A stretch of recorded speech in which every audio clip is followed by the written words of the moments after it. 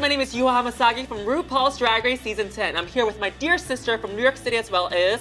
Dusty Ray Bottoms. Hi, everybody. We're so excited, but we're also very, very, very sad because it's the end. It's the very end, girl, the bitter end. Oh, we both lost. How sad. Are you bitter, though? No, but I finally get to show the world what I'm all about. So I'm very, very, very grateful for all these opportunities. Absolutely, girl. So Yuha, since we've been back from Drag Race, how has your life changed? Oh, it has changed drastically. I mean, I'm going to places I've never gone to before. Right. I'm traveling the world. I'm making money. I'm getting to meet a bunch of people. Before, the furthest I've ever gone was New Jersey, and now I'm going to the east side, the west side, different continents. Everywhere. So I'm very, very grateful, and I thank RuPaul's Drag Race for everything. That's so awesome. What about you? I would have to say the same. Before Drag Race, I was only performing in New York City, Fire Island, and now, girl, we're like doing the whole world. All over the world, so girl. Maybe gagging. soon we'll be going to Mars or Jupiter. And how cool is it to be able to walk down the street and have someone yell your name and like have They usually yell at me, Gia Gun, but I'll take it. Believe it or not, I was in a hotel checking into Fresno, and the person says to me, "Oh my God, you look so familiar. Where are you from?" I was like, "Yeah, Drag Race. Wait, what season are you from? Season 6, right?" I'm like, "Girl, wrong Asian. I mean, I know we all look alike, but we taste differently." That's so funny. Yeah. What about you? You're terrible. I think there was this one time I was on the elevator and this lady stopped me and she looked at my makeup. I was just in boy clothes and painted face going to the gig, you know? Yeah. And she was like, "Has anyone ever told you that your makeup resembles Dusty Ray Bottoms?" You're like, "That's me, girl." And I was like, "I am Dusty Ray Bottoms." And she literally had a meltdown. It was the funniest thing ever. She was like a 57-year-old woman. So Dusty, if you had the chance to stay longer, what do you think and how do you think the outcome would have been for you? Well, I think if the beginning of the competition were a little different for me, I think if I didn't get critiqued on my makeup on the first episode. I love your makeup, by the way. Thank you very much. It's very unique, it's you, and I don't think you should be judged on what your signature makeup should be. Right, like give me a minute, like see what I can do, and wait then until you're complain top about 4, it. then start judging you, right? Right, or at least wait till like the 3rd or 4th episode to be like, "Okay, girl, we've seen it now, like show us what you've really got." Yeah. You know, hearing that like really shook me. I remember sitting next to Monet Exchange every time we would paint our face, like for a mini challenge or for a maxi challenge, and I would look over it when I was finished. I was like, "Do I look okay?" And she's like, "Yeah, girl." She's like, "Why do you keep asking me?" Because I couldn't judge. I was trying to do what everyone else was doing around me, and I couldn't like keep it straight. It's actually kind of now, if I ever want to leave the house and not do a dot, I will get red for filth. Dusty left the house with no dots today. Michelle is shook. She listened. She listened. How dare she?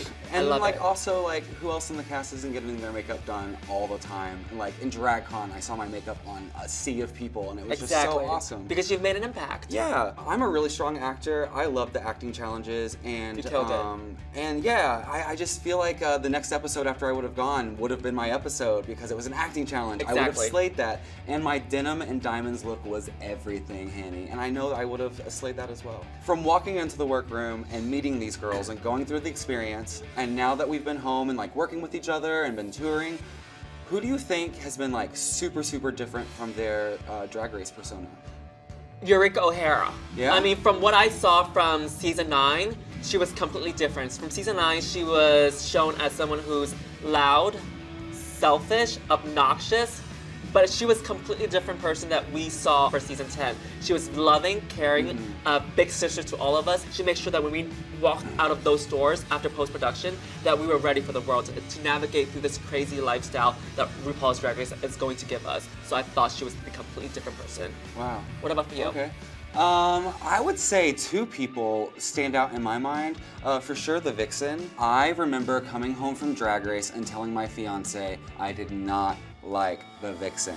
I was like, we had it out. Then we went back and we taped What You Packin', and I was able to hang out with her, and we had like a little moment on the balcony where we like talked everything out. And then from that moment on, she has been like the kindest, sweetest, like, I just love her energy. She's so chill, she's so awesome. And another person I find very different from Drag Race to now, I think would be Cameron Michaels. The only time Cameron Michaels speaks is on when he's by himself and on an Instagram story. And she's like, very, very quiet. And like, seeing that, quiet. like she's so personable, has all this personality and is so talkative.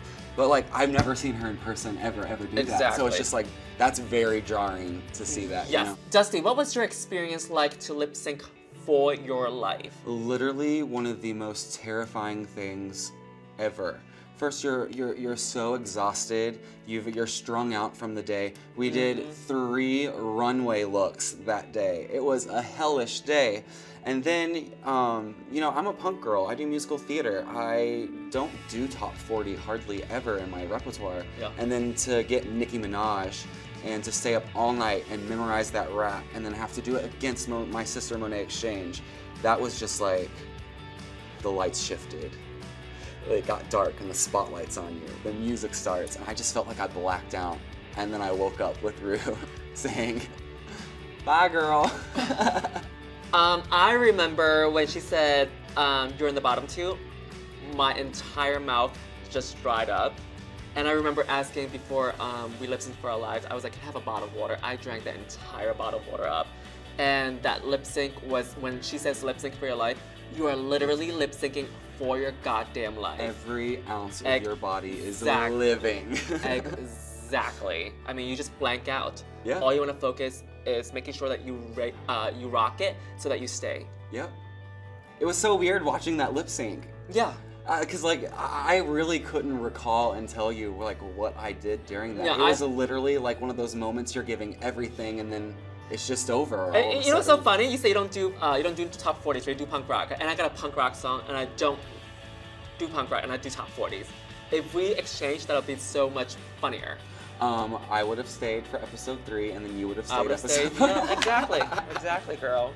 Hey, so glad you get me. No more air guitar, girl. Why do people hate it? Why? I don't get it. Oh, it's bad. I don't get it. I don't get it. I don't get it. Hey, stop. Well, I didn't make it. It's just as bad as lip syncing with a mic for no reason, girl. Oh yeah? Like, we don't need it.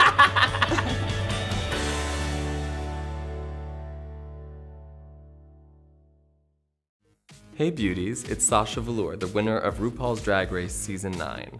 Do you want all the hot Drag Race tea?